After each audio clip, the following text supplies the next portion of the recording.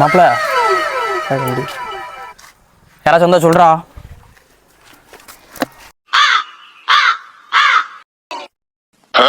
மாப்பிள்ள வந்துட்டாரா? என்னடா அது? நீதான மாப்பிள்ள வந்தா சொல்ல சொன்ன.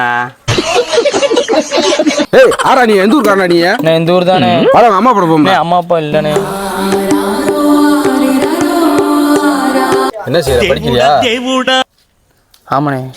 சரி, இது மானுக்காக எடுத்து வந்த ட்ரெஸ் நீ போட்டுக்க. சாப்பிட்டியாடா? இல்லண்ணே.